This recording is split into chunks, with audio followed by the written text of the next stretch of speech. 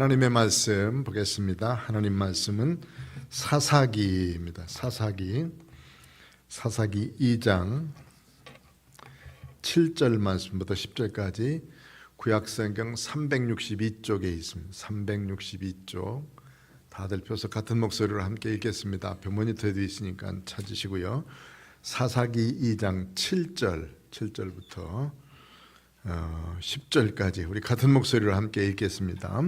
7절 백성이 여호수아가 사는 날 동안과 여호수아 뒤에 생존한 장로들 곧 여호와께서 이스라엘을 위하여 행하신 모든 큰 일을 본 자들이 사는 날 동안에 여호와를 섬겼더라. 여호와의 종 눈의 아들 여호수아가 110세에 죽음에 무리가 그의 기업의 경내 에브라임 산지 가스산 북쪽 딥낫 헤레스에 장사하였고 그 세대의 사람도 다 그 조상대계로 돌아갔고 그 후에 일어난 다른 세대는 여호와를 알지 못하며 여호와께서 이스라엘을 위하여 행하신 일도 알지 못하였더라. 아멘.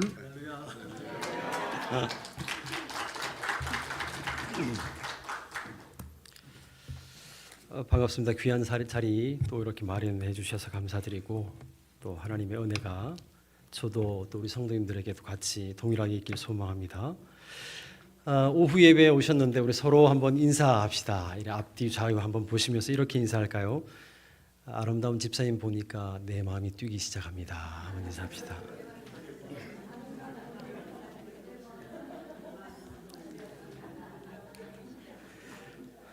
자, 한 분 안 하신 것 같아서 한 분만 더 할게요. 한 번 더 이렇게 인사합시다. 집사님 때문에 살만 납니다.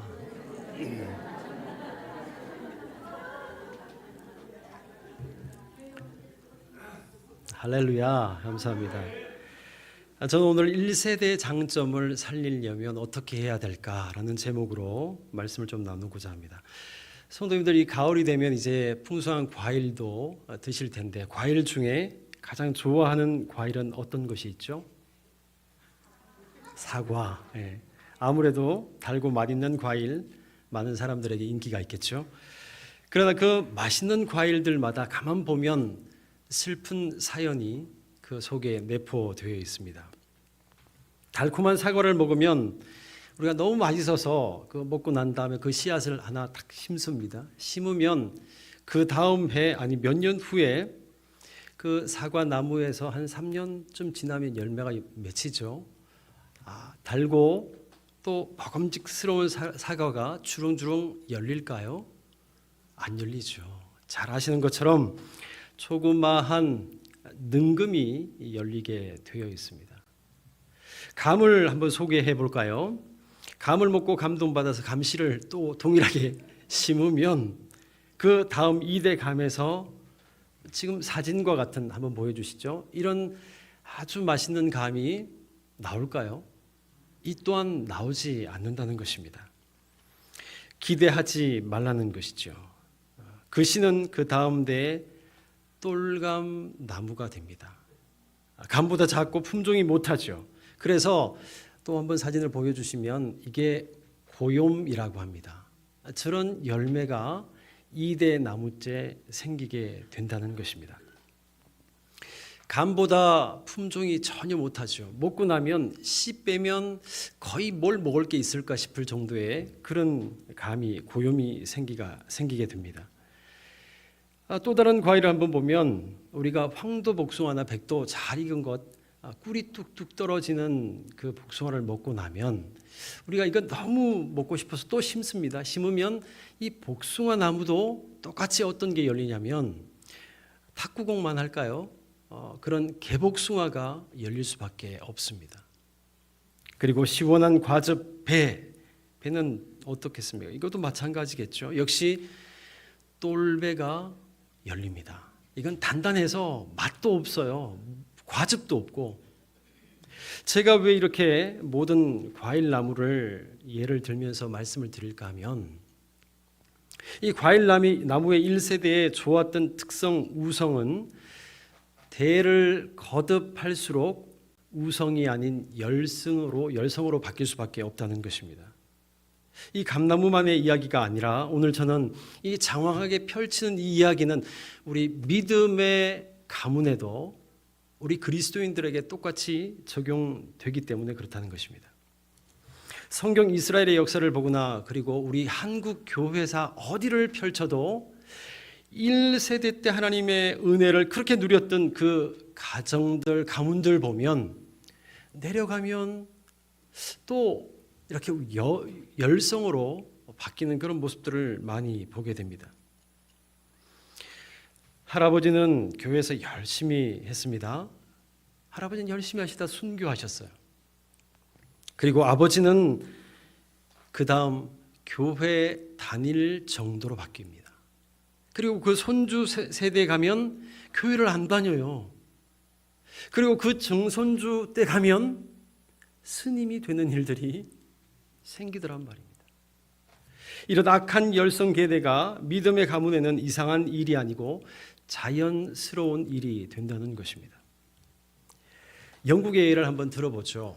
영국에 큰 부흥이 있었던 1904년 영국의 웨일즈 이러면 우리는 부흥운동 유명하다라고 생각합니다. 거기에는 1904년부터 5년간 10만 명 이상의 사람들이 회심하는 일들이 벌어졌어요. 어마어마하죠. 이들은 그 부흥을 통해서 자신의 잘못된 삶을 회개하고 어떻게 하면 말씀대로 살아갈까 그렇게 애쓰면서 자기가 잘못 살았던 일들을 회개하고 그렇게 즐기던 술들도 끊기 시작했고 그리고 자기 남몰래 갖고 왔던 남의 물건 훔쳤던 것도 다시 제자리에 갖다 놓고 그런 어마어마한 일들이 벌어졌다는 것입니다. 그리고 1904년 이 웨일즈 부흥 운동 이후에 3년이 지난 1907년 이 땅 대한민국 이 땅에도 한반도에도 평양 대부흥 운동이 벌어지게 되었습니다. 거기는 어떻습니까? 거기도 동일하게 웨일즈 부흥 운동 이상으로 큰 역사가 있었죠. 우리가 잘 아는 것처럼. 그런데 지금 가만 돌아보면 그 부흥 운동의 중심 도시였던 벨리에 가면 그때 그 흔적, 그 열정적인 모습, 찬양의 소리, 회개의 소리가 있는가? 없어요. 한 20명 남짓 되는 성도들이 모여있는 대부분 연로하신 어르신들밖에 없다는 것입니다. 자 보십시오. 2024년에서 1904년을 빼면 몇 년이에요? 한 120년 가량 됩니다. 120년이면 우리가 대수로 하면 한 3대, 4대라고 할 수 있어요. 3, 4대 지난 다음에는 이 믿음의 세대가, 믿음의 계보가 흔적도 없이 사라질 수 있다는 것입니다. 요한 웨슬레가 복음을 외쳤던 그 교회는요, 사진 한번 보시면 지금은 카페로 바뀌어 있습니다. 그리고 청교도 중심에 있던 존 낙스가 불을 토하듯 복음을 외쳤던 그곳, 장로교회 초석을 다졌다라고 할 수도 있는 그 교회, 에딘버러 교회는 지금 상점으로 변해 있습니다. 컴퓨터 팔고 자녀들, 학생들 문방구 가게로, 관광객들을 위한 여행 안내소로 그렇게 쓰임받고 사용되고 있다는 것입니다. 외람된 말씀 같지만 아버지가 장로님이셨기 때문에 나 걱정 안 해. 내 믿음 흔들릴 일이 없어. 이거요. 자기 기만이라는 것입니다. 그런 일은 어렵다는 것입니다. 내가 집사이기 때문에 내 아들은 반드시 하나님께서 주시는 복을 받아 누리고 우리 자녀들까지 하나님 안에서 멋지게 살 것이란 그 기대는 더 이상 사실이 아니란 말입니다. 제가 목사니까, 제가 딸이 셋입니다. 제가 목사니까 우리 집 세 딸 믿음 그냥 놔둬도 잘 될 거야, 든든할 거야, 아닐 수 있다는 것입니다. 감나무 씨를 심으면 돌감나무 고요미 나오듯이 저와 성도님들도 우리 자녀들, 우리 다음 세대를 그냥 방치하면 얼마지 않아서 믿음의 명문 가문 안 된다는 것입니다. 성경 말씀 두 곳이 똑같은 구절이 있어요. 출애굽기 20장하고 그리고 신명기 5장 말씀인데 이 말씀을 우리 같이 한번 읽어볼까요? 요 같이 뭐 신명기서 똑같으니까 출애굽기서로 같이 읽죠. 시작. 나를 미워하는 자의 죄를 갚되 아비로부터 아들에게 3, 4대까지 이르게 하거니와 나를 사랑하고 내 계명을 지키는 자에게는 1000대까지 은혜를 베푸느니라. 아멘. 가만 보십시오.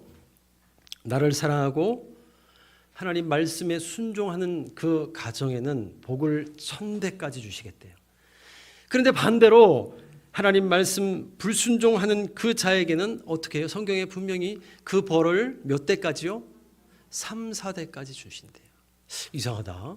왜 하나님 앞에 불순종했는데 3, 4대까지 주실까? 하나님께서 저들을 긍휼함 여기시고 사랑하기 때문에 불쌍히 여기셔서 벌 그만 줘야지 이런 의미일까요? 아니라는 것입니다. 그들에게 벌 줄 3, 4대 넘어가서 자녀가 없다는 거예요. 그만큼 하나님의 형벌 가운데 살 수밖에 없다는 것입니다. 벌 줄 세대가 더 이상 없다는 것이죠. 성도 여러분, 이런 이야기 들으면 좀 두렵습니다. 저도 그렇죠. 마음의 절망감도 느껴지고 이 모습이 단지 디크레센도 천천히 이렇게 되어지는 것이 아니라 아주 강력하게 이루어지고 있다는 것입니다. 할아버지는 돈 벌다 고생해서 그렇게 죽고 아들은 아버지가 남겨놓은 재산 허랑방탕 어떡하게 쓰다가 죽고 그 손자 세대 가서는 먹을 거 없어서 굶어 죽는다. 이거 부자 3대의 이야기로 끝나겠습니까? 그게 아니란 것입니다. 이것은 우리 가문의 이야기다라고 해도 될 말이란 것입니다. 사랑하는 성도 여러분, 나를 능가하고 내 아내와 내가 지금 하나님을 이렇게 섬기고 말씀과 또 교회 섬기고 예배하는 이 모습 이상으로 내 자녀 세대가 자자손손 이어지길 원하십니까? 청출어람이 청어람이라는 말이 있죠. 푸른빛은 쪽풀에서 나왔는데 그 푸른 쪽풀보다 더 푸른 것이 나왔다라는 것이에요. 내 자녀들이 나를 능가하는 세대. 그래서 우리 가문이 하향 곡선의 이런 믿음의 계보를 잇는 것이 아니라 상승 곡선을 타면서 이어지는 계보가 되면 좋겠다. 내가 죽은 다음에도 내 자녀 손들이 하나님 앞에서 멋지게 찬양하고 말씀의 은혜 가운데 이 땅을 호령하며 살면 좋겠다. 그런 생각이 누구나 다 있단 말이에요. 그렇다면 그렇게 되기 위해서 어떻게 해야 되겠습니까? 방법은 분명히 있습니다. 이미 하나님께서 우리 말씀 가운데 이 질문에 대한 답을 분명히 기록해 두셨다는 것입니다. 오늘 같이 읽었죠? 구약성경 362페이지 사사기 2장 말씀 제가 다시 한번 읽을 텐데 귀를 한번 쫑긋 세우고 구절구절을 행간을 한번 헤아리면서 한번 들어보시기 바랍니다. 6절부터 제가 읽을게요. 전에 여호수아가 백성을 보내매 이스라엘 자손이 각기 그들의 기업으로 가서 땅을 차지하였고 백성이 여호수아가 사는 날 동안과 여호수아 뒤에 생존한 장로들 곧 여호와께서 이스라엘을 위하여 행하신 모든 큰 일을 본 자들이 사는 날 동안에 여호와를 섬겼더라. 여호와의 종 눈의 아들 여호수아가 110세의 죽음에 무리가 그의 기업의 경내 에브라임 산지 가하스산 북쪽 딥낫 헤라스의 장사하였고 그 세대 사람도 다 그 조상에게로 돌아갔고 그 후에 일어난 다른 세대는 여호와를 알지 못하며 여호와께서 이스라엘을 위하여 행하신 일도 알지 못하였더라. 가만 보십시오. 가슴이 철렁 내려앉는 말씀들이 여기에 기록되어 있습니다. 이 사사기서는요, 우리가 세상에 푹 빠져서 세상 재미가 너무 좋아서 세상에 푹 쩔어 살다가 그냥 내 아내와 오순도순 잘 살고 내 아들 딸 놓고 손주들 재롱 피우는 거 그냥 그거 보면서 그냥 그렇게 살다가 내 인생 마치면 그 다음 어떻게 될까? 그 샘플 같은 모습들을 오늘 사사기에서 기록해 두고 있다는 것입니다. 성도 여러분, 우리는요 하향 곡선 절대 안 돼요. 우리는 나선형 상승 곡선을 그려야 됩니다. 어떤 때는 우리 신앙이 조금 다운되고 바닥을 칠 때가 있겠죠. 그러나 다시 일어나야 돼요. 이 나선형 상승 곡선을 그리면서 하나님 은혜를 누리면서 살 수 있는 그런 가정이 되어야 한다는 것입니다. 그렇게 하기 위해서 오늘 역시 사사기서에서 그 방법들을 기록하고 있다는 것입니다. 그것은요, 그 방법은 저는 오늘 한 단어로 조려 본다면 접붙이기 하자는 것입니다. 제가 오늘 이 감을 들고 왔습니다. 맛있어 보입니까? 되게 제가 4개를 사서 집에서 어제 가족들하고 먹어봤어요. 되게 달더라고요. 이 감은 항상 1세대만 열립니다. 이 감이 여기서 씨 나오는 것 갖고 심어서 2세대 때 나오지 않아요.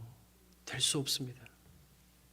2세대 감나무에는 돌감만 열립니다.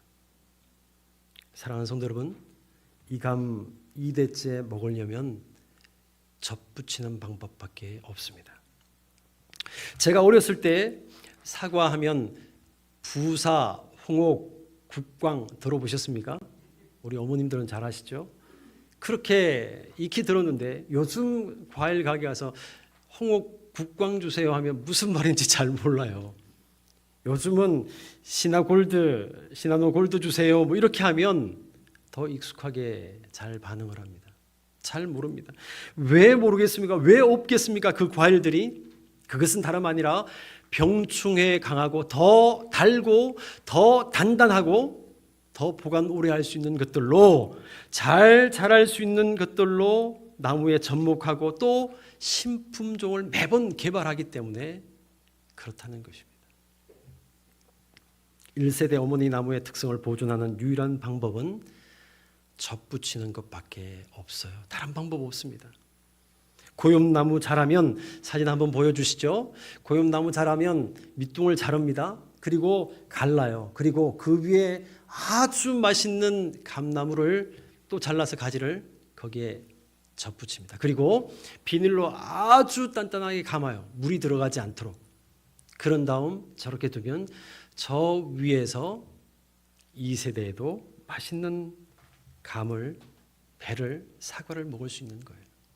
제가 농부의 아들이라서 조금은 압니다. 우리 신앙도 똑같다는 것이죠. 내 자녀에게 올바른 신앙, 그리고 무엇 때문에도 세상 어떤 것 때문에도 쓸려 넘어지지 않고 또 부러지지 않는 그 믿음, 단단한 믿음 갖게 하기 위해서 우리가 해야 할 일이 뭔가 하면 영적인 접붙임을 해줘야 된다는 것입니다. 저는 제 고향 교회를 생각해도 그렇고 제가 섬겨왔던 교회도 그렇고 오늘 우리 여기 양무리 교회도 동일합니다. 우리 믿음의 부모님 세대가 분명히 있어요. 참 먹을 것 안 드시고 입을 것 안 먹고 교회 하나님 앞에 예물 드리고 내 자녀 어떻게 하면 믿음 안에서 자라게 할까 그렇게 하셨던 그 믿음의 세대들이 있는데 그 아들 세대, 손주 세대 가면 자꾸만 희미해진다는 거예요. 그건 막기 위해서 우리는 먼저 영적인 특성을 알아야 되겠죠. 내 자녀들은 어떤 특성이 있는가 한번 보자는 것입니다. 오늘 본문 말씀 7절 말씀 보시면 이렇게 기록되어 있어요. 우리 같이 한번 7절 말씀 읽어볼까요? 시작. 백성이 여호수아 사는 날 동안과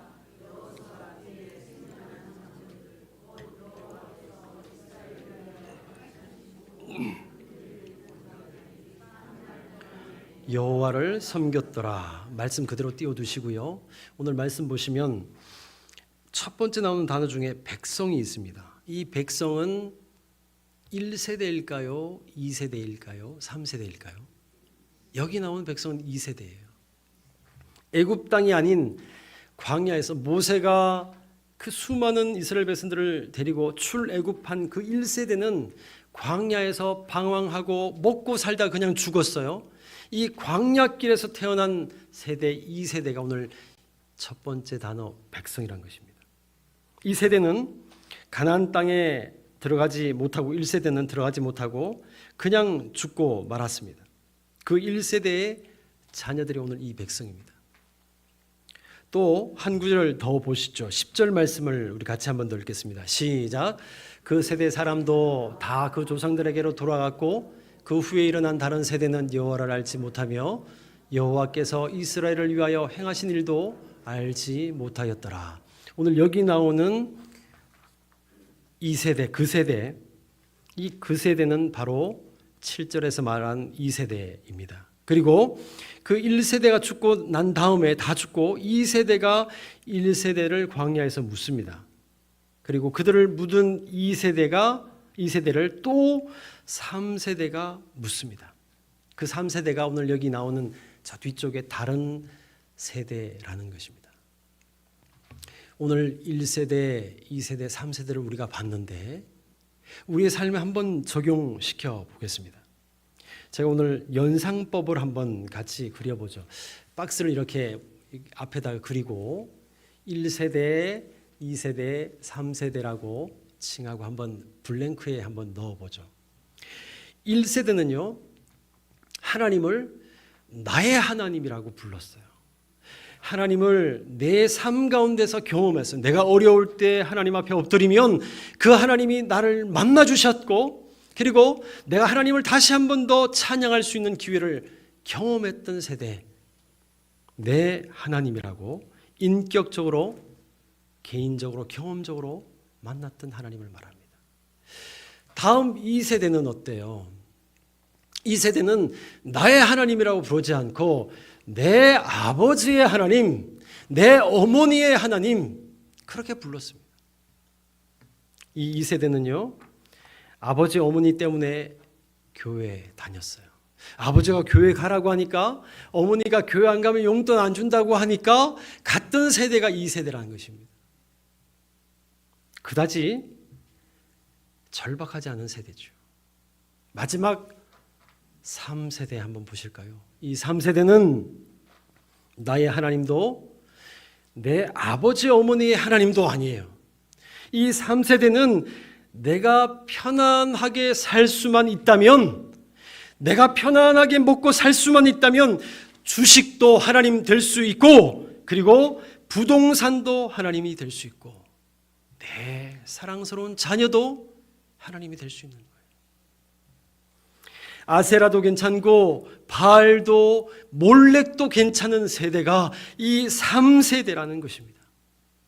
성도 여러분, 오늘 예배 시간에 우리 한번 곰곰이 생각해 봅시다. 이 1세대 다시 한번 돌아갈까요? 1세대는 다 알았습니다. 다 아는 세대예요. 내가 어떻게 하면 하나님을 기쁘게 해드리고, 내가 어떻게 하면 하나님이 삐치신다 알아요. 아는 세대가 1세대예요. 내가 이런 생각, 이런 행동하는 것, 하나님 눈빛만 봐도 안다. 내 눈빛만 봐도 하나님 아신다. 이게 1세대예요.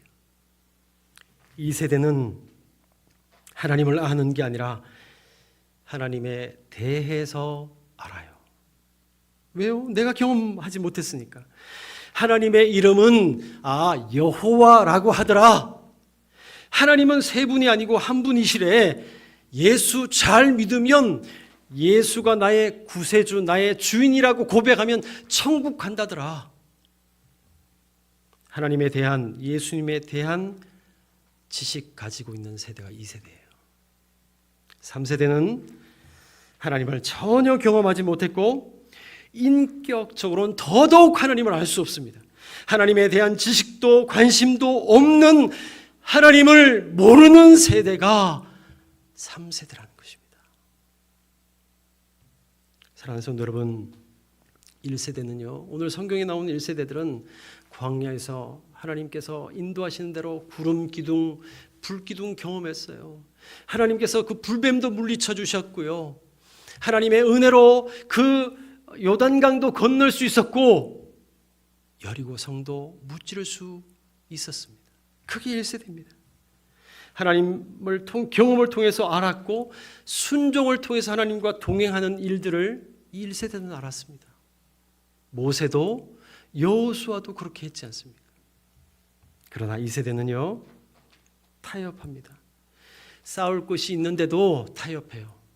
이방 여인들과 결혼하고 어떻게 하면 내가 더 큰 세력을 만들까, 그렇게 애썼던 세대가 2세대입니다. 정략 결혼하며 하나님을 학습 통해서 알 수 있는 세대가 2세대였어요. 마지막 3세대는요 하나님이 누군지도 알지 못하고 이들은 무엇이 됐든 나를 유익하게만 한다면 수많은 신들 중에 그 중에 한 신이 하나님일 수 있겠다라고 생각하는 세대가 3세대라는 것입니다. 성도 여러분, 우선순위가 다르다는 거예요. 내가 무엇을 제일 우선순위에 두고 살아야 될까? 이게 흔들려 있다는 것입니다. 혹시 이 자리에 계신 성도님들, 저도 한번 더 돌아봅니다. 나와 내 아들, 딸들이, 내 손주들이 과연 어디에 속해 있을까? 1세대일까? 아니면 2세대일까? 아니면 3세대일까? 성도 여러분, 우리는 오늘 작정해야 됩니다. 한 사람의 예를 들겠습니다. 강돈욱이라는 사람 이름을 들어봤습니까? 강돈욱. 이 강돈욱이라는 분은 장로님이셨습니다. 이 강돈욱은 결혼해서 그의 딸 강반석을 낳았습니다. 이 딸 강반석은 김형직을 만나 결혼했고 그 3세대 아들을 낳았습니다. 그 아들 이름이 김일성입니다. 보십시오. 당시 외할아버지는 장로님이셨고 당시 한국 부모들이 그렇게 키우고 싶어 했던 김일성, 키가 구척장신이에요. 엄청 잘생겼습니다. 그리고 소련군 대위 계급장도 달 정도였고 스탈린을 통해서 북한을 리드할 수 있는 그런 리더십도 인정받았던 사람이에요. 그런데 오늘날 지금 와서 김일성 같은 아들 부럽습니까? 내 아들, 내 손주가 그렇게 되었으면 좋겠습니까? 전혀 아니란 말이에요. 김일성이 그렇게 된 이유는 그 부모 세대, 그 조부 세대에 믿었던 그 하나님의 은혜와 능력과 경험을 전수하지 못했기 때문에 그랬던 것입니다. 성경에 나오는 이스라엘 저들이 저 죽을 고생하는 이유가 뭔지 아십니까? 광야의 이 세대들을 그냥 방치했기 때문에 그렇습니다. 알았다면 그렇다면 어떻게 해야 되겠죠? 뭐가 문제죠? 누가 잘못이신 것 같습니까? 성도 여러분, 그냥 두면요, 우리 사람은 다 아시잖아요. 그냥 두면 우리의 DNA는 이제 삐뚤어져 있어요. 망가졌습니다. 하나님이 처음 만드실 때 아담과 하와 같은 DNA 없습니다. 우리는 그냥 두면 불순종하고 그냥 두면 죄악의 길로 뛰어들 수밖에 없는 그런 연약한 존재입니다. 죽을 수밖에 없는 존재, 아니 죽었던 존재가 저와 우리 성도들이라는 것입니다. 할렐루야. 하나님의 은혜입니다. 그 은혜를 나도 경험하고 내 아들, 딸, 내 손주들도 경험해야 되지 않겠습니까? 그렇다면 이 탓만 하고 있을 수 있겠습니까? 그래서 하나님은 오늘 모세에게 신신당부했습니다. 오늘 주일 낮 예배 때 목사님께서도 본문을 잡으셨지만 이 신명기서, 모세는 그 백성들에게 하나님 말씀을 어떻게 하면 들려줄까, 그 아린 마음 갖고 신명기서를 썼습니다. 모세가 창출 레민신을 기록했잖아요. 이 레위기서, 하나님의 율법과 그 광야 생활하면서 하나님을 경험했던 그 모든 것들, 그것들을 이 모세는 이제 날카막히 죽을 날이 얼마 남지 않았습니다. 그 백발의 노구가 그 2세대를 그 바란 광야에 다 모아놓고 하나님의 말씀을 다시 한 번 더 조리고 조려서 모세오경을 조려서 만든 맨 마지막 책이 신명기서라는 거예요. 신명기서의 신자는요, 신라면 할 때 매울 신 아니에요. 새로울 신 아닙니다. 이 신자는 또 신자예요. 또 신자. 이 신자는 반복할 신자입니다. 또다시 하나님의 계명을 기록한다는 거예요. 하나님의 말씀을 어떻게 하면 내 자녀 세대에게 들려주고 알려주고 경험케 할까? 그렇게 조렸던 말씀이 신명기서란 것입니다. 신명기서는 전체적으로 세 편의 설교로 기록되어 있죠. 과거와 현재와 미래로 되어 있습니다. 성도 여러분, 우리의 자녀들이 정말로 복된 삶을 살게 하고 싶습니까? 그렇다면 내 복이 아니라, 내가 만들어낸 복이 아니라 하늘 복을 받아 누려서 살 수 있는 자녀 만들어야 되지 않겠습니까? 그렇게 내 자녀들이 살기 원한다면 저와 성도님들이 해야 할 가장 중요한 일은 하나님을 기억하고 하나님 말씀에 순종하면서 그들이 나가도 복받고 들어와도 복받고 하나님 은혜 가운데 살 수 있는 그 믿음의 1세대의 자녀의 1세대의 장점들을 물려줘야 되지 않겠습니까? 신명기서 6장 4절부터 9절 말씀을 우리 같이 한번 읽어보고 오늘 여기서 말씀을 좀 마무리하고자 합니다. 4절에서 9절입니다. 같이 읽습니다. 시작. 오직 유일한 여호와이시니 너는 마음을 다하고 뜻을 다하고 힘을 다하여 내 하나님 여호와를 사랑하라. 오늘 내가 내게 명하는 이 말씀을 너는 마음에 새기고 내 자녀에게 부지런히 가르치며 집에 앉았을 때이든지 길을 갈 때든지 누워 있을 때든지 일어날 때든지 이 말씀을 강론할 것이며 너는 또 그것을 내 손목에 메어 기호를 삼으며 내 미간에 붙여 표로 삼고 또 내 집 문설주와 바깥 문에 기록할지니라. 아멘.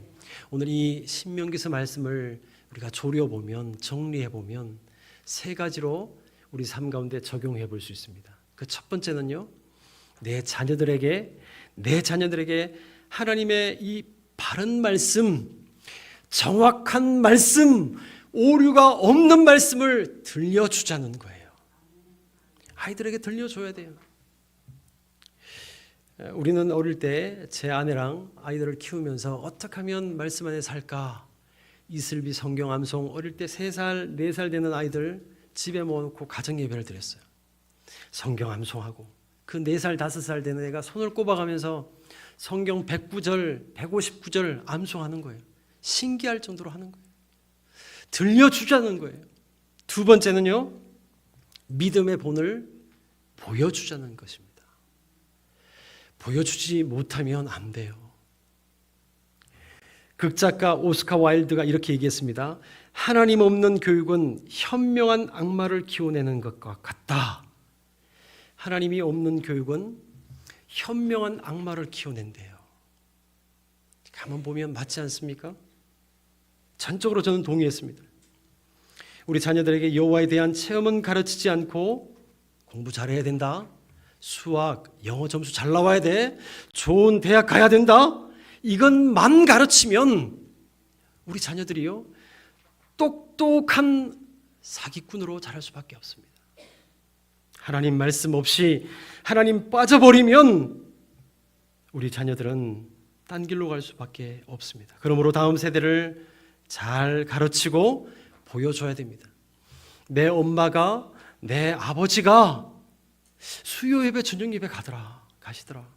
그렇게 피곤하게 일하고 오셨는데, 아니 거리가 먼데도 교회 가서 예배 드리더라.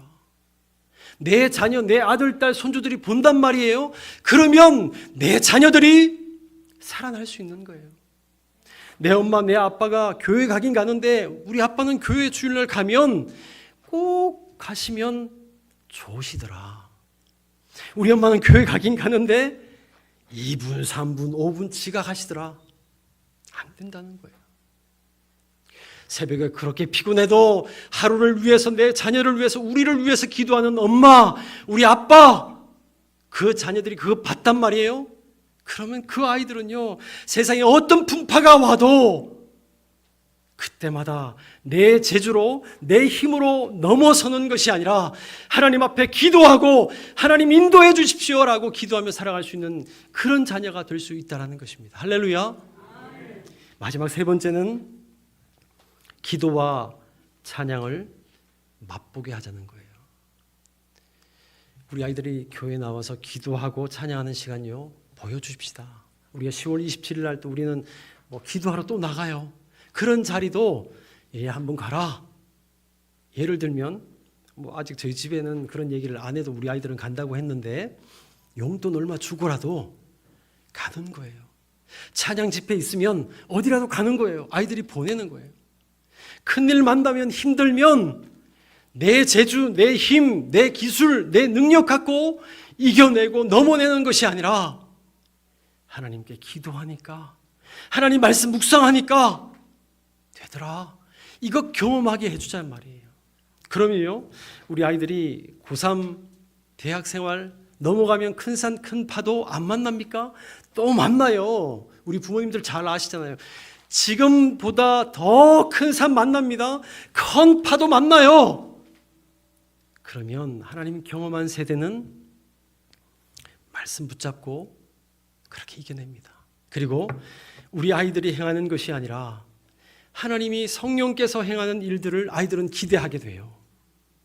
그렇지만 그거 보여주지 않으면, 그 경험이 청소년 때, 청년 때, 짧은 시절 때 없으면 우리 아이들은 어떻게 하면 내 힘으로 넘을까 타협할 수밖에 없습니다. 세상 쫓아갈 수밖에 없어요. 그게 3세대의 모습이 될 수밖에 없습니다. 말씀을 맺습니다. 그러므로 우리 성도님들은 예배, 기도, 찬양 들려주고 보여주고 경험하게 해 주십시다. 그래야 해서 우리의 자녀가 1세대적인 믿음을 갖는 영적 접붙임을 충분히 할 수 있도록, 그래야 해서 내가 이 땅에서 이제 하나님 오라 하시면 부르심에 가더라도 걱정 안 되는 거예요. 지금 우리 자녀들이 조금 멀리 떨어져 있어도, 조금 세상 일에 지쳐 있어도 어릴 때 경험하게 만들어 놓으면요, 시간 지나면 우리 부모님 세대가 주님 앞에 서 있을 그때쯤이라도 다시 돌아와요. 그리고 내 손주, 증손주 그 믿음의 명문 가정 대를 이으실 줄 믿습니다. 그런 은혜가 저와 우리 성도님들에게 동일하게 있어 주시기를 주님의 이름으로 간절히 축원드립니다. 기도하겠습니다. 하나님 아버지, 감사합니다. 연약한 우리를 주님께서 사랑해 주시고 주님께서 불러주셔서 오늘도 어떻게 하면 내 자녀 삼아줄까, 어떻게 하면 주님의 은혜를 부어줄까, 그렇게 고민하신 하나님의 모습을 보게 하여 주옵소서. 익숙함이 영적 침체의 빌미를 제공하지 않게 하여 주시고, 하나님 어떻게 하면 나는 기도하고 하나님이 운행하시고 하나님 가라면 가고 하나님 서라면 설 수 있는 믿음의 사람이 되고 내 자녀 손들에게 통일하게 보여줄까 감격해하는 우리 모두가 되게 하옵소서.